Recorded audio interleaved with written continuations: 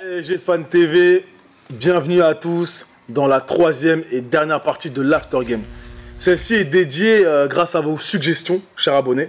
Et on en a sélectionné une qui vient d'un certain Oko, qui va se reconnaître. Et les trois mots-clés de cette dernière partie sont Cavani, Neymar et institution. Donc la première question que j'ai à vous poser, Cavani va-t-il rester au Paris Saint-Germain? Il le faut. Il le faut par-dessus tout.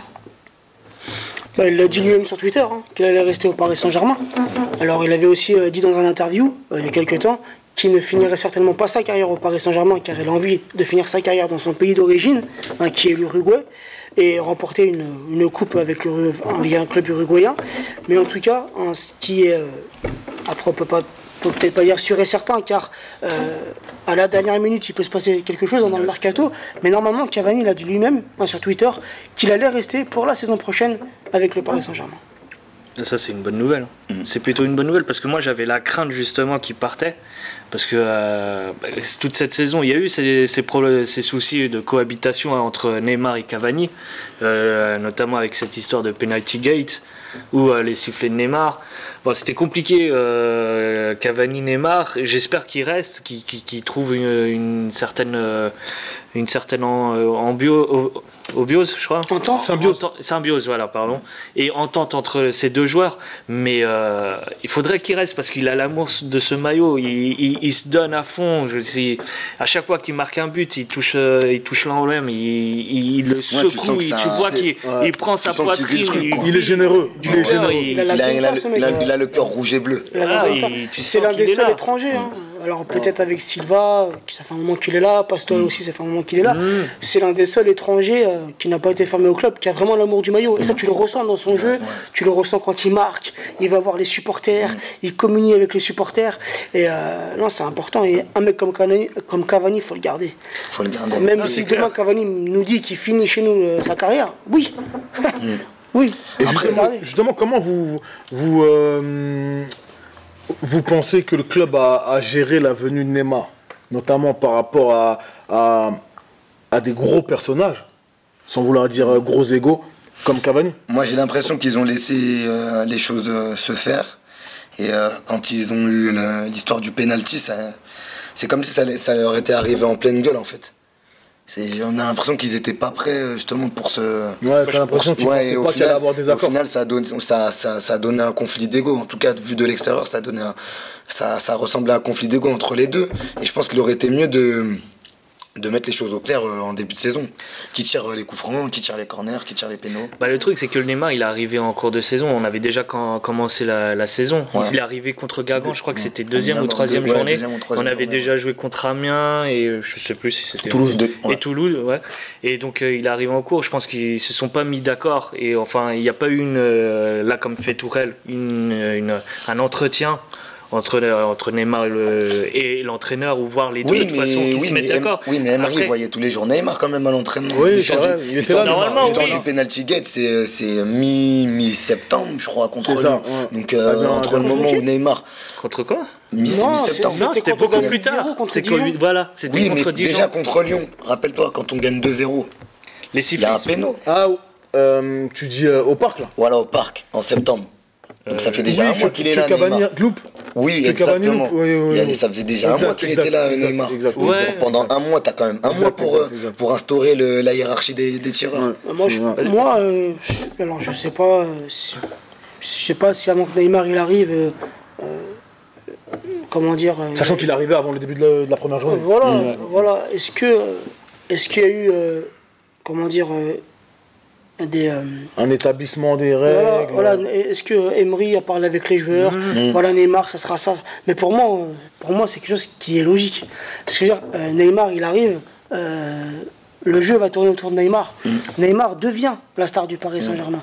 Cavani n'a jamais eu un rôle de star au Paris Saint-Germain. C'est un joueur qui mouille le maillot, c'est le meilleur buteur. Justement, c'est l'anti-star. Voilà, mais il n'a jamais eu ce rôle de star. Tu vois ce que je veux dire? Que Neymar, on compte sur lui déjà au niveau du marketing, tu vois. Et Neymar vient au Paris Saint-Germain avec plein de promesses. Il vient au Paris Saint-Germain, Neymar, pour pour être mis en avant par rapport au Barça. Parce voilà. qu'au Barça, il est caché par Messi. Voilà. Tu vois. Donc c'est normal que pour moi, les choses auraient dû se mettre en ordre tout seul. Ouais. Et logiquement, Neymar il vient. Les pénaltys, ça sera pour lui. Neymar il vient, les coups francs, ça sera pour lui. Pourquoi? Parce qu'au Real, les coups francs, c'est Ronaldo. Les pénaltys, c'est Ronaldo. Et au Barça, c'est Messi. Donc normal, hein, pour moi, c'est logique que les choses auraient dû se faire instinctivement. Neymar il vient, Cavani ou même tout le monde aurait dû se dire, les coups de pied arrêtés, coup franc, penalty, c'est pour Neymar. Voilà, c'est tout. Le problème, c'est qu'il se pose. Après, il faut se mettre à la place un peu de Cavani. Ça fait longtemps qu'il était dans l'ombre de Zlatan. Et ça fait longtemps qu'il est, au PSG. Et voir du jour au lendemain, tu vois Neymar qui débarque. Et lui, il s'est donné pour le club. Et qu'on lui retire quelques tâches qui devait accomplir, des possibilités de marquer des buts. Des possibilités de marquer, par exemple pour cette année, c'était pour le record par rapport à Zlatan. C'était pas, il voulait les tirer. Donc je peux comprendre cette frustration qu'il a eue, où il se sentait cette année à avoir les premiers rôles, et Neymar il arrive, et il redevient l'ombre d'un autre joueur. Tu vois, c'est compliqué. Cavani devait s'en douter déjà quand Neymar. Oui, mais il faut parler avec lui, tu vois, un minimum. Je pense qu'il n'y a pas eu cette discussion où il faut expliquer à Cavani, bon, on a ramené ce joueur. Reviens, voilà, tu auras peut-être un second rôle, tu n'auras pas les pénaux, les coups francs. Mettez-vous d'accord, si c'est côté droit, ça sera toi, si c'est côté gauche. Neymar, il veut tout. Neymar, c'est lui qui choisit. Je pense qu'il veut tout, mais au Barça, Neymar, il faisait quelques coups francs. Ça s'est vu contre le 6-1. Au PSG, il a tiré le coup franc. C'est parce que c'est Messi qui l'a. Exactement. Bien sûr, mais il y a Alves aussi qui s'y met. Mais Ronaldo, pas, il laisse, il donne. Il accorde. Mais justement, Cavani, il n'a pas eu cette habitude-là. Normalement, lui, il les tirait en temps normal. Tout à l'heure, tu as dit Cavani dans l'ombre de Zlatan, mais par rapport à son poste. Parce qu'il joue tous les deux au même poste. Que là, il est dans l'ombre de Neymar par rapport à son rôle de vedette. Parce que dans ce rôle de poste, il n'est pas dans l'ombre de Neymar. Cavani, il est vraiment à son poste et il brille à son poste.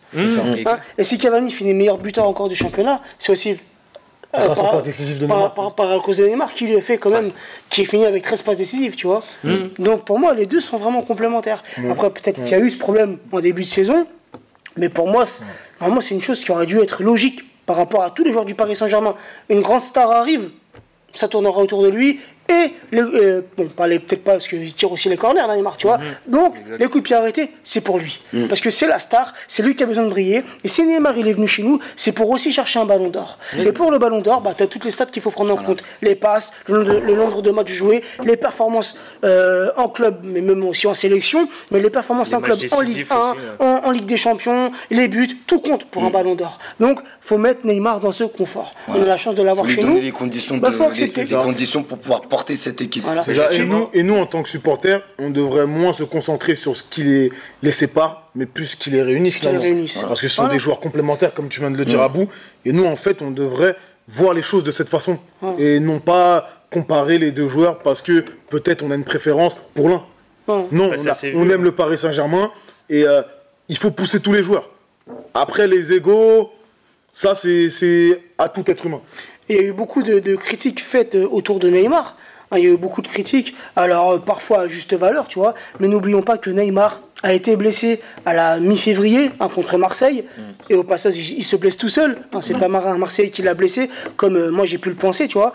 Mais dites-vous quand même que Neymar, en étant absent depuis février, Neymar finit meilleur passeur du championnat à égalité de passes avec Payet. Et il finit dans les 5 meilleurs buteurs du championnat. Avec au moins 4 mois d'absence. Et il a le titre de meilleur joueur. Meilleur joueur de la Ligue 1. De la Ligue 1. Tu vois. Donc non, faut pas cracher sur Neymar. Non, Neymar, c'est... Mais je pense qu'on n'a pas été prêt. On n'a pas été prêt à l'accueillir comme il fallait, parce que il faut juste se mettre d'accord. Il faut qu'ils discutent. C'est juste un problème d'échange entre eux. Il y a eu un problème où je pense que ça s'est pas passé parce qu'il n'y a pas eu cette discussion justement au sein du club.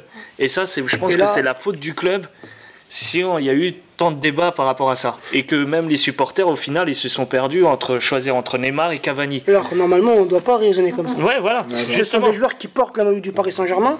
Après, on a nos préférences, c'est normal, mais on respecte. Tu vois, on respecte les deux joueurs.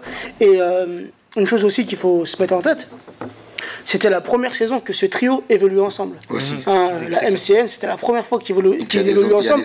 Meilleure attaque d'Europe, on finit meilleure attaque d'Europe quand même, et meilleure attaque du championnat, et on a battu notre propre record de buts en une saison. Tu vois, on a fini avec 108 buts. Et c'est la première année que ces trois-là jouent ensemble. Alors imaginez pour la saison prochaine. N'oublie pas aussi en Ligue des Champions. Phase de poule. On était bien partis. Phase de poule, c'était impressionnant. À part le match contre le Bayern. Au retour, j'ai envie de dire, c'est un peu normal. Regarde le Real pendant les phases éliminatoires. Ils ont perdu quand même à l'extérieur.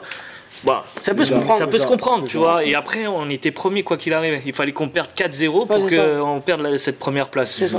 Et pour faire écho avec tout ce que vous dites, on va citer un directeur sportif qu'on aime tous. Non, je plaisante. Donc, Andoni Zubizarreta, le directeur sportif de l'Olympique de Marseille, qui lui, dans une interview, a dit qu'il souhaitait que Neymar reste au Paris Saint-Germain parce que Neymar contribue à la promotion de son club. Neymar contribue à la promotion de tous les clubs de Ligue 1. Ouais, il faut plus voir les choses de cette façon-là. Et si ce directeur sportif qu'on aime tant, comme je viens de le dire, dit une chose pareille, je pense que nous, en tant que Parisiens, on devrait... Ouais, il a tout à fait raison. De toute façon, Neymar, c'est un joueur qui peut attirer des grands joueurs, non seulement au Paris Saint-Germain, mais dans l'ensemble de la Ligue 1. Neymar, il a beaucoup de contacts. Et si tu proposes à un joueur, tiens, viens jouer chez nous, par exemple au Paris Saint-Germain, viens chez nous, il y a Neymar. Ça fait un poids, tu vois, ou alors un autre club, tiens, viens jouer en Ligue 1, il y a Neymar, tu vois, oui, ça peut être bénéfique. C'est attractif. Non, c'est clair, même pour la Ligue 1, pour les concurrents, ils peuvent peut-être attraper quelques joueurs qui, peut-être il y a 3 ans, ils pourraient pas les avoir. Ouais. Donc même pour les concurrents, ça apporte. Et on est plus regardé aujourd'hui. Même au Brésil, on est beaucoup regardé, même maintenant en continent asiatique, tu vois, en Chine, c'est ça, c'est en Chine. Il y a même des partenariats qui ont été signés, tu vois, pour que les matchs... Là, la phase de préparation, elle est à Singapour, je crois. Singapour. Ouais. On va affronter le Bayern, Atletico et Arsenal. On va retrouver Emery. C'est ça, le retour des tout ça est de bon augure. Alors, on va clôturer cette 6e édition de l'After Game. On va remercier Abou d'avoir répondu positivement à notre invitation. Merci à vous. C'était un grand plaisir. Un bon moment de partage, ça fait plaisir. D'accord, très bien. Avant de te laisser le mot de la fin, Abou, merci à vous les abonnés. N'oubliez pas de commenter, activez la cloche pour les notifications, le pouce bleu. Donnez-nous également votre suggestion, comme toujours. On a répondu à un de nos abonnés. Donc n'hésitez pas à nous donner des sujets que vous voulez éventuellement qu'on traite dans des after games futurs. À toi, Abou. Moi, ce que j'ai à dire, comme je l'ai dit, un grand merci à l'équipe de PSG Fan TV et un petit message à vos abonnés. N'hésitez surtout pas à partager cette chaîne YouTube et aussi ces after games, car c'est vraiment du très beau travail et ce sont des personnes compétentes qui font vraiment du très bon travail. Voilà. C'est gentil en tout cas. Il n'y a pas de souci. Et merci d'être venu encore. Il n'y a pas de problème. Merci à toi.